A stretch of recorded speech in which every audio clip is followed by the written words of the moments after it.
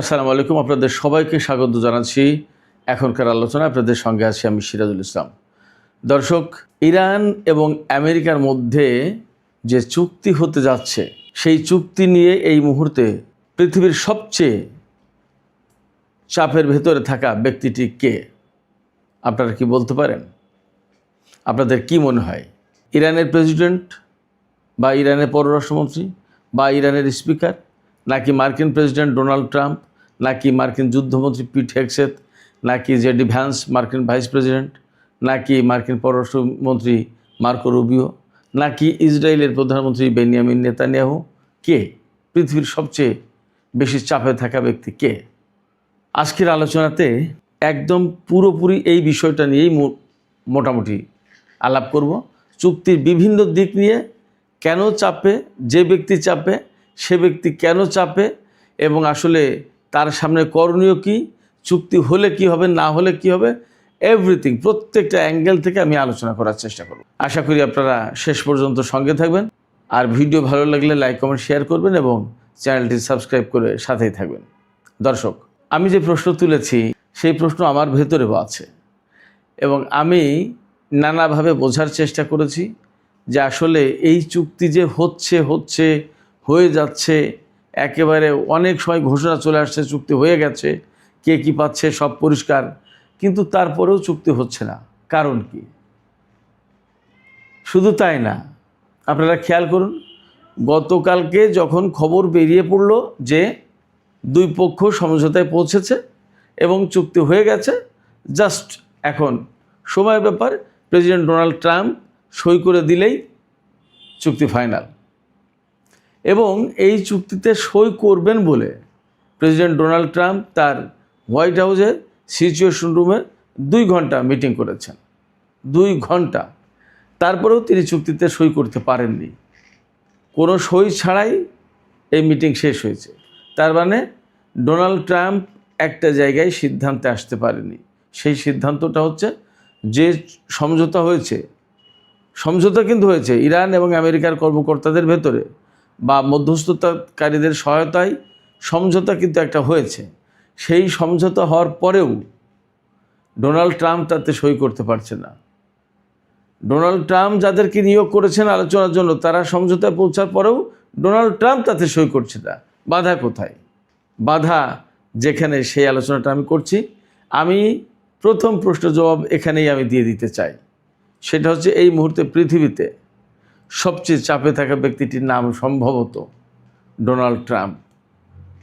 অর্থাৎ আমি বোঝাতে চাইছি, ইরান, ইসরায়েল, আমেরিকার যে ত্রিমুখী সংঘাত, যুদ্ধ, এই যুদ্ধকে কেন্দ্র করে সারা বিশ্বে তো প্রচণ্ড রকমের উত্তাপ ছড়িয়ে পড়েছে। টেনশান, অর্থনৈতিক সংকট, ভূ রাজনৈতিক সংকট, কূটনৈতিক সংকট, আস্থার সংকট, যুদ্ধ, হতাহতের ঘটনা, কত কিছু।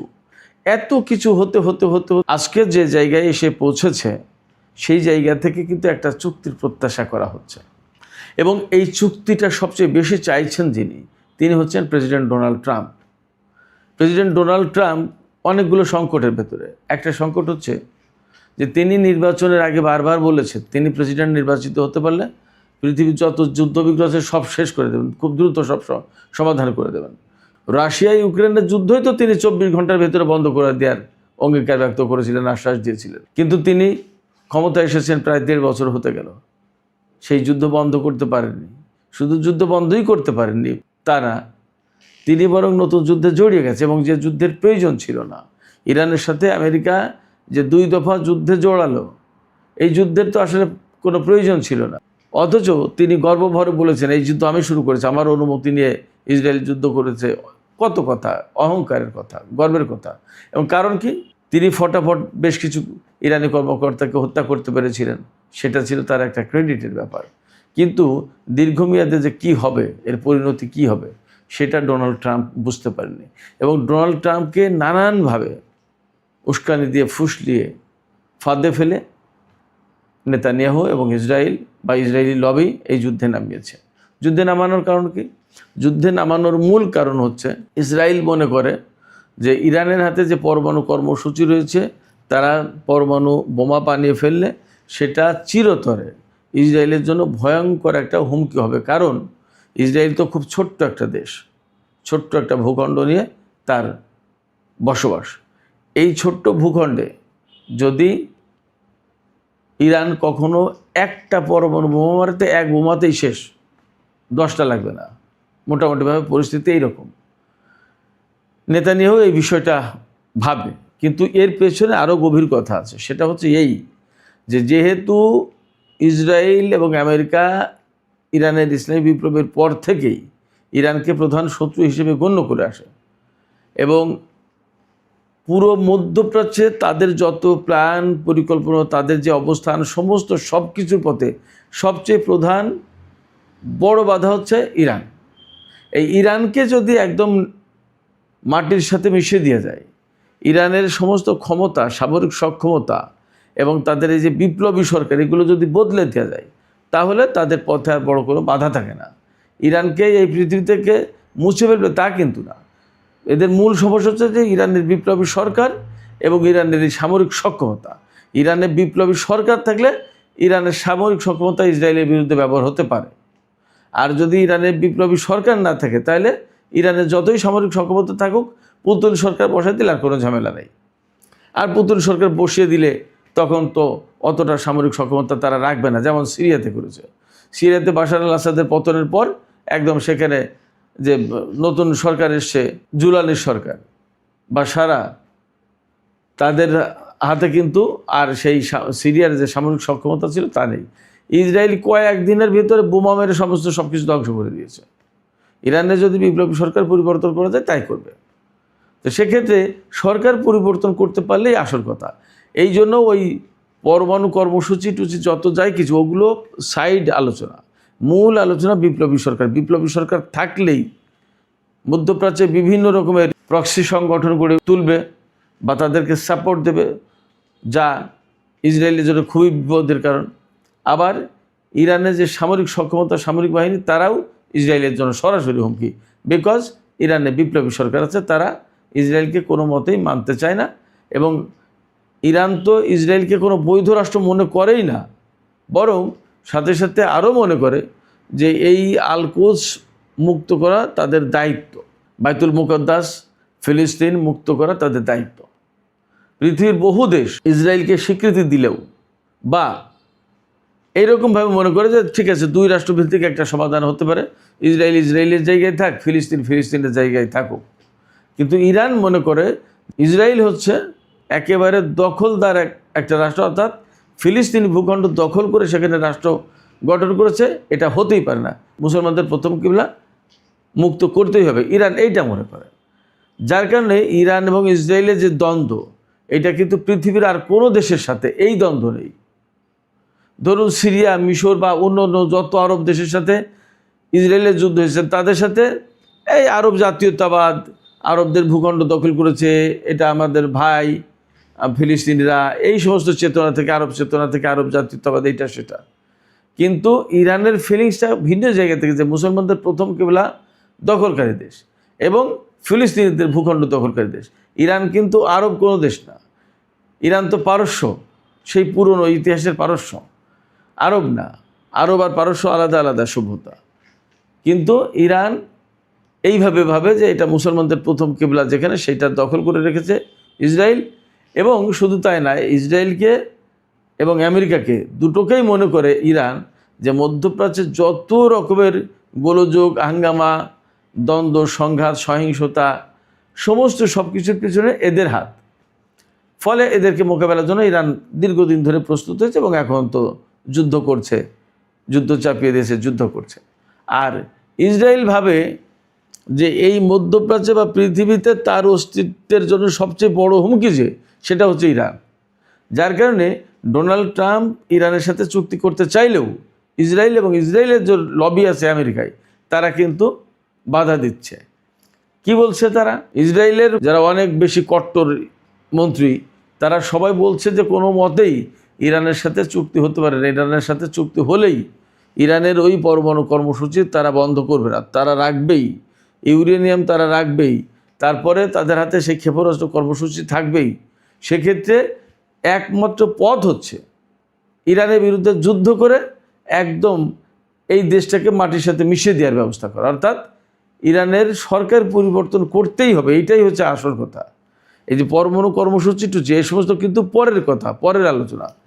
আমি বলেছি যে যেহেতু ইরানের ইসলামী বিপ্লবী সরকার প্রথম এবং প্রধান সমস্যা ইসরায়েলের সামনে, সেই কারণে এই বিপ্লবী সরকারকেই সরাতে হবে।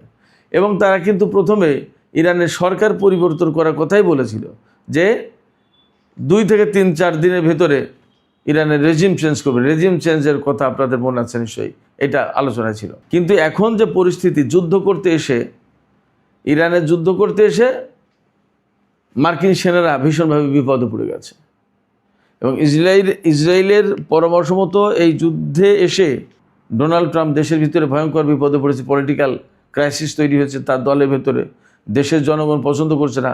শুধু তাই না, এই মুহূর্তে আমেরিকায় পৃথিবীর ইতিহাসে সবচেয়ে বেশি ইহুদিদের বিরোধিতা করছে। ইহুদি বিরোধী মনোভাব এই মুহূর্তে সবচেয়ে বেশি। এর আগে কখনো আমেরিকায় এত বেশি ইহুদি বিরোধী মনোভাব ছিল না। শুধু তাই না, সারা দুনিয়ায় ইহুদি বিরোধী মনোভাব চূড়ান্ত আকার ধারণ করেছে এই যুদ্ধকে কেন্দ্র করে।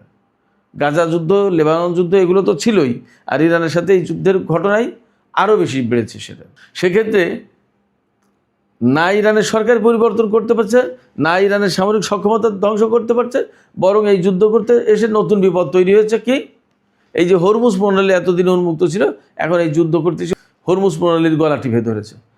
পৃথিবীর সমস্ত তেলের 1/5 ভাগ তেল গ্যাস এই দিক দিয়ে রপ্তানি হয়, সেগুলো সব বন্ধ। এখন সারা বিশ্ব তেলের ক্রাইসিসে, অর্থনৈতিক ক্রাইসিস শুরু হয়েছে। আবার ওপাশে এই সংকট আমেরিকার মাটিতেও পৌঁছে গেছে, সেখানেও তো বিপদ। এখন চুক্তি না করে যদি যুদ্ধ করে ইরানের সাথে, তাহলে তারা জিততে পারবে না, এটা মোটামুটি পরিষ্কার। অনেক যুদ্ধ করেছে, যে ক্ষয়ক্ষতির মুখে পড়েছে এবং যে পরিমাণে সেনা মারা গেছে, হতাহত হয়েছে, এটা আমেরিকা কল্পনাও করতে পারেনি। সেক্ষেত্রে আমেরিকার জনগণ ক্ষেপে যাচ্ছে, আমেরিকার রাজনীতিবিদরা ক্ষেপে যাচ্ছে। আবার সামরিক কর্মকর্তারা এই যুদ্ধ করতে চাইছেন অন্যায় যুদ্ধ বলে। তুলসী গ্যাবার্ডের মতো লোক বা জো কেন্টের মতো লোক, যারা একেবারেই হোয়াইট হাউসের কোর কমিটির লোক, তারা সব পদত্যাগ করছে, তারা চলে যাচ্ছে, এই সরকারের সাথে একমত না। তাহলে ডোনাল্ড ট্রাম্প ভয়ঙ্করভাবে একা একা হয়ে যাচ্ছে। অবশ্য জেডি ভ্যান্স এই যুদ্ধের পক্ষে না, মার্কো রুবিওর পিট হেগসেথ যুদ্ধের পক্ষে, কিন্তু যুদ্ধ চালিয়ে নিয়ে যাওয়ার মতো অবস্থা কিন্তু তাদের নেই। এটা একদম পরিষ্কার। ইরানের যে সমস্ত সামরিক সক্ষমতা ধ্বংস করার দাবি করেছিল, তা তো সেভাবে পারেনি, তাও তো পরিষ্কার। এই যে গত পরশুদিন বৃহস্পতিবারে ইরানের উপর হামলা চালিয়েছিল আমেরিকা বন্দর আব্বাস এলাকায়, সাথে সাথে পাল্টা জবাব দিয়ে কী করেছে? কুয়েতে হামলা চালিয়েছে। কুয়েতে হামলা চালানোর সময় কুয়েতের যে বিমান ঘাঁটি, আলী আল সালেম বিমান ঘাঁটিতে হামলা চালিয়েছে, সেই ঘাঁটিতে 2টো ড্রোন ধ্বংস হয়েছে, যার দাম $6 কোটি, 2টো ড্রোনের। আর 5 জন মার্কিন সেনা আহত হয়েছে, একদম এমনি যায়নি। আর ঘাঁটির তো ক্ষয়ক্ষতি ব্যাপক হয়েছেই। সেক্ষেত্রে যুদ্ধ করলেই একদম মহামারী আকারে যুদ্ধ শুরু করে দেবে ইরান, তাতে কোনো সন্দেহ নেই। আবার যুদ্ধ না করে চুক্তি করলে ইসরায়েল মানছে না, আবার চুক্তি করলে ইরানের শর্ত মোতাবেক করতে হবে। তাহলে ডোনাল্ড ট্রাম্পের এই মুহূর্তে অবস্থা এমন, না পারছে চুক্তি করতে, না পারছে যুদ্ধ করতে, না ইসরায়েলকে ম্যানেজ করতে পারছে, না ইরানকে ম্যানেজ করতে পারছে, না দেশের মানুষকে ম্যানেজ করতে পারছে। এরই মধ্যে কিন্তু মার্কিন কংগ্রেসের সিনেটে প্রস্তাব পাশ হয়ে রয়েছে, মার্কিন কংগ্রেসের বিনা অনুমতিতে ইরানের সাথে যুদ্ধ করা যাবে না। তাহলে মহা বিপদে এই মুহূর্তে একবার ডোনাল্ড ট্রাম্প ধরছেন কলম যে সই করে ফেলি চুক্তিতে, আবার সাথে সাথে চিন্তা করছে যে সই করলেই তো নেতানিয়াহু চেপে ধরবে, আর এক বিপদ, কী করি? আবার সই করলেই বিপদ, ইরানের শর্ত মোতাবেক চুক্তি করতে হবে। সই না করলে, চুপ থাকলে যুদ্ধের ময়দান থেকে পালিয়ে আসার মতো হয়ে গেল, আমেরিকার জন্য মান সম্মান সমস্ত সব কিছু শেষ হয়ে যাবে। আবার যুদ্ধ করতে গেলে বিপদ, মার্কিন বাহিনীর অস্তিত্ব রাখবে না মধ্যপ্রাচ্যে, এরকম একটা অবস্থা। এবং এখানে আরও যে সমস্ত ঘটনা আছে, তার ভিতরে একটা গুরুত্বপূর্ণ ব্যাপার হচ্ছে এই যে মধ্যপ্রাচ্য অঞ্চল থেকে আমেরিকার সেনাদের সরিয়ে নিতে হবে। এটা খুবই গুরুত্বপূর্ণ একটা ব্যাপার। আপনারা ভাবতে পারেন যে আমেরিকার সেনা মোতায়েন করেছে, আর সেইখান থেকে আমেরিকাকে সেনা সরিয়ে নিতে হবে, কত বড় মান সম্মানের ব্যাপার। এবং আমেরিকার সামরিক বাহিনীর অস্তিত্ব থাকে, তাদের কোনো পাওয়ার থাকে, তাদের কোনো ক্ষমতা থাকলেও সারা বিশ্বে তাদের কোনো প্রভাব থাকবে? এই যুদ্ধবিরতি যদি মানে এবং যেভাবে চুক্তি হওয়ার কথা আমরা শুনতে পাচ্ছি, সেইভাবে চুক্তি হলে আমেরিকার অস্ত্র, আমেরিকার সামরিক বাহিনীর ধার কিচ্ছুই থাকবে না, সারা বিশ্বে প্রভাবই থাকবে না, মহাবিপদ। আবার এপাশে চীন, রাশিয়া কিন্তু ইরানকে সমর্থন দিচ্ছেই। আমেরিকার যে পরিমাণে অর্থনৈতিক ক্রাইসিস, যে ঋণ, $39 ট্রিলিয়ন ঋণ, এই ঋণ শোধ করবে কোথা থেকে? ভয়াবহ বিপদ। এই অস্ত্র বেচা বিক্রি করে এইভাবে চলে। যখন এই যুদ্ধ ইরানের শর্ত মোতাবেক বন্ধ করতে হবে, তখন তো সারা দুনিয়ার মানুষ জানবে যে ইরানের কাছে যুদ্ধে হেরে ইরানের কথামতো চুক্তি করতে বাধ্য হয়েছে।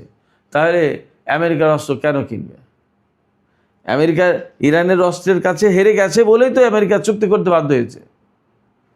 তাহলে আমেরিকার অস্ত্র কেন কিনবে? এটা কিন্তু বিরাট একটা প্রশ্ন। তার মানে এই চুক্তি করলে আমেরিকার অস্ত্রের বাজার ধ্বংস হয়ে যাবে, ধস নামবে, এটা আর একটা বিপদ। মানে ডোনাল্ড ট্রাম্প এই মুহূর্তে মহা বিপদে পড়েছে, যার কারণে কোনো উপায় নেই, উপায়হীন হয়ে গেছে।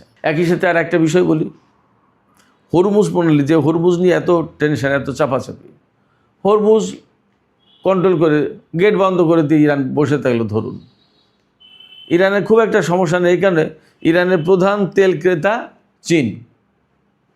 আপনারা সবাই জানেন যে পাকিস্তানের ভেতর দিয়ে কিন্তু রুট চালু হয়ে গেছে, এবং ইরানের আরও যে সমস্ত পণ্য বিভিন্ন দেশে রপ্তানি করতে চাই, স্টিল, সার, খনিজ পদার্থ, বিভিন্ন অন্যান্য খাদ্য সামগ্রী, কৃষিজ পণ্য, এগুলো রপ্তানি করতে চাই, পাকিস্তানের ভেতর আনছে, সেখান থেকে চীন বা বিভিন্ন দেশে চলে যাচ্ছে। আবার কোনো পণ্য গোয়াদার বন্দরে জাহাজে করে চলে যাচ্ছে, ইরানের ঝামেলা নেই। অর্থাৎ হরমুজ প্রণালী যদি বন্ধ থাকে, তাহলে ইরান কিন্তু বিকল্প ব্যবস্থা করে ফেলেছে চীন এবং পাকিস্তানের সহযোগিতায়, এবং এক্ষেত্রে ইরান হয়ে যাবে চীন, পাকিস্তান, বিভিন্ন দেশের জন্য একটা হাব। ইরান থেকে বিভিন্ন দেশে, মধ্য এশিয়ার বিভিন্ন দেশে বা আরও জায়গায় পণ্য যাবে। অর্থাৎ চীন যে রোড অ্যান্ড বেল্ট ইনিশিয়েটিভ, যেটা BRI, সেটা এখানেই বাস্তবায়ন হয়ে যাচ্ছে। তার মানে দাঁড়াচ্ছে হরমুজ প্রণালী ইরানের জন্য মোটামুটি একটা বিকল্প হয়ে যাচ্ছে, খুব ঝামেলা নেই। অন্যদিকে সেই জায়গায় বিপদে পড়ছে সংযুক্ত আরব আমিরাত। ইরানের ম্যাক্সিমাম পণ্য সংযুক্ত আরব আমিরাতের বন্দরে আসতো জাহাজে করে, তারপরে বিশ্বের বিভিন্ন দেশে যেত, সরাসরি ইরান থেকে যেতে পারতো না। এখন সেই বাণিজ্যটা কিন্তু সংযুক্ত আরব আমিরাত হারালো, সেই বাণিজ্যের কেন্দ্র হয়ে গেল পাকিস্তান।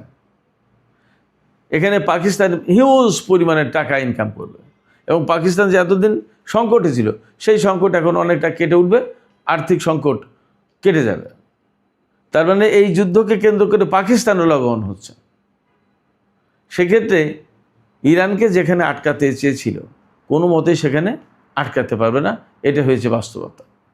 যার কারণে ডোনাল্ড ট্রাম্প একবার সই করতে যাচ্ছেন চুক্তিতে, আবার চিন্তা করছেন এই চুক্তি করলে তো সব শেষ, আবার চিন্তা করছেন এই চুক্তি করলে তো ইসরায়েল ধরবে, আবার চিন্তা করছেন এই চুক্তি না করলে তো যুদ্ধ করতে কী করি, কোনো কুল কিনারা নেই, ভয়ঙ্কর টেনশানে। সুপ্রিয় দর্শক, এখনকার আলোচনা এখানে শেষ করতে চাইছি। যাবার আগে আমি আপনাদের কাছে জানতে চাই যে আসলে যে কথা বললাম, ডোনাল্ড ট্রাম্প কি আসলে এই রকম ত্রিমুখী সংকটের ভেতরে কিনা? আপনাদের কাছে কি মনে হয়? এবং এই যুদ্ধকে কেন্দ্র করে পাকিস্তান কি অর্থনৈতিকভাবে একটা ভালো পজিশনে চলে যাচ্ছে, এবং সংযুক্ত আরব আমিরাত কি তার বন্দর ব্যবস্থাপনায় বা হরমুজকে কেন্দ্র করে ঝামেলায় পড়ে গেল? আপনাদের মতামত কমেন্টে জানাতে পারেন, আর ভিডিও ভালো লাগলে লাইক, কমেন্ট, শেয়ার করবেন, এবং চ্যানেলটি সাবস্ক্রাইব করে সাথেই থাকবেন। দর্শক, এখনকার মতো আলোচনা এখানেই শেষ করছি। আপনারা সবাই অনেক ভালো থাকুন।